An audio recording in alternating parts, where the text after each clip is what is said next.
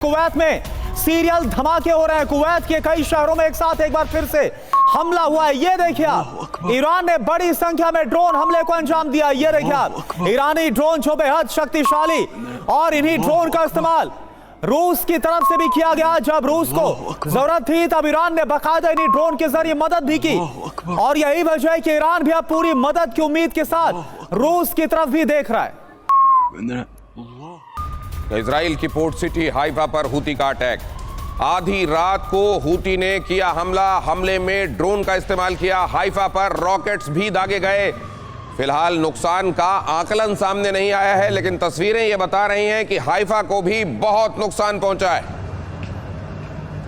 तेल अवीव, जो कि सांस्कृतिक और आर्थिक राजधानी के तौर पर देखी जाती है, इजराइल की जेरूसलम राजधानी, हालांकि ये डिस्प्यूटेड है लेकिन प्रोक्लेम्ड है। जेरूसलम राजधानी के तौर पर यहीं पर है इजराइल की संसद भी, और उधर पोर्ट सिटी हाइफा, खास तौर से ईरान की मिसाइलों ने इन जगहों को अपना निशाना बनाया है। हाइफा, जैसा मैंने आपको बताया, हूती ने निशाना बनाया है। हाइफा की तस्वीरें देखिए। नुकसान का आकलन सामने नहीं आया, लेकिन इन तस्वीरों को आप देखेंगे तो यह अंदाजा लग जाएगा नुकसान बड़ा हुआ है। दक्षिण लेबनान से हमला किस तरीके से किया हिजबुल्लाह ने, इधर आप देखिए बीचों बीच किस तरीके से पोर्ट सिटी में हमले की तस्वीरें। हूती ने हमला किया, रॉकेट्स दागे, और इस जगह पर ईरान की मिसाइलें भी आकर गिरी हैं। मतलब ये तितरफा मार का शिकार ये जगह हुई है। आधी रात में हूती ने हमला किया है यहां, और जिस तरीके से हिजबुल्लाह और हूती एक बार फिर से सक्रिय हुए हैं, ये बताने के लिए काफी कि ईरान के प्रॉक्सी, बीच में जो एक लल था, एक उनकी तरफ से निष्क्रियता दिखाई दे रही थी, वो खुद को तैयार किया जा रहा था, क्योंकि वो भी एंटीसिपेट कर रहे थे कि आने वाले दिन उनके लिए मुश्किलों भरे रहने वाले। और एक और बड़ी खबर, ये देखिए, यरूशलेम से यहां तक पहुंची है हिजबुल्लाह की मिसाइल। हिजबुल्लाह ने अपने हमले तेज कर दिए हैं। यरूशलेम की इमारतों पर मिसाइलें कैसे बरसी हैं, ये देखिए। इजरायली एयर डिफेंस सिस्टम यहां पर नाकाम हुआ है। हिजबुल्लाह के हमलों को नाकाम करने में जो इजराइल है वो काबिल नहीं हो पाया।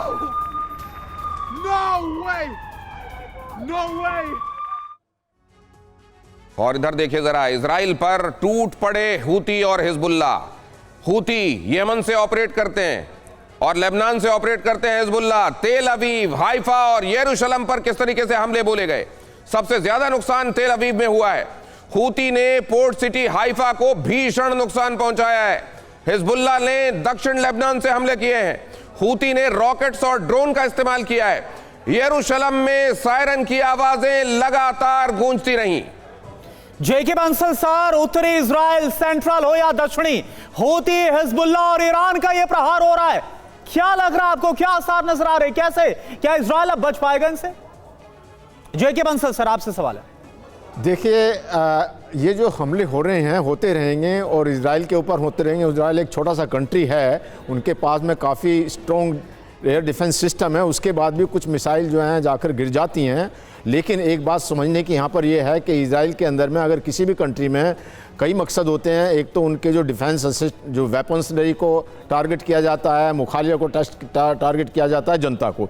तो जहाँ तक इजराइल के अंदर में है, वहाँ सिर्फ बिल्डिंग ही डैमेज होती हैं, क्योंकि उनके जो वेपन सुरक्षित हैं और उनकी जनता जो है इजराइल की, वो बंकरों में चली जाती है, तो इस प्रकार से ज़्यादा डैमेज नहीं कर पाते। और जहाँ तक इजराइल का सवाल है, इजराइल ने हिजबुल्लाह को पहले ही ख़त्म कर चुका है, और काफ़ी हद तक हूती भी इसमें कमज़ोर हो चुका है। और अब क्योंकि एक वेपन सिस्टम जो सप्लाई होता था ईरान से, तो सीरिया के बाद में उतना वेपन सिस्टम भी नहीं मिल पा रहा है हिजबुल्लाह या हूती को, तो इसमें कोई ज़्यादा सक्सेस इनको नहीं मिलने वाली है।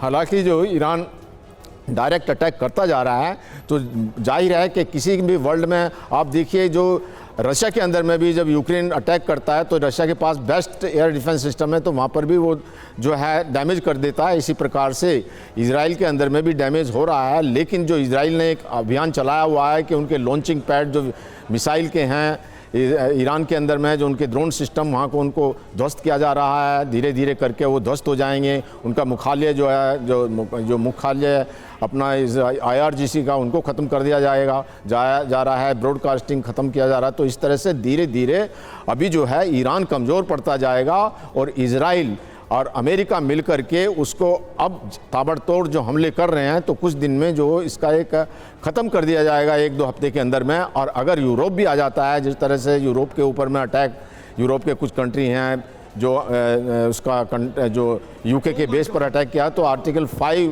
होने के बाद में नाटो भी अगर इसमें कूद पड़ता है तो जल्दी ही जो ईरान का खात्मा किया जाएगा। और ईरान के जो IRGC हैं उन्होंने कहा हम आखिरी बूंद तक लड़ेंगे, तो वो झुकने वाले नहीं है, लेकिन ख़त्म जरूर हो जाएंगे। यही उनका जो है रहता है, इसी प्रकार से खत्म हो जाएंगे लेकिन झुकने वाले नहीं है। और यही अंदेशा कि झुकेंगे नहीं, खत्म हो जाएंगे, यही अंदेशा अब 11 मुल्कों को ईरान के अगेंस्ट एक साथ ले आया।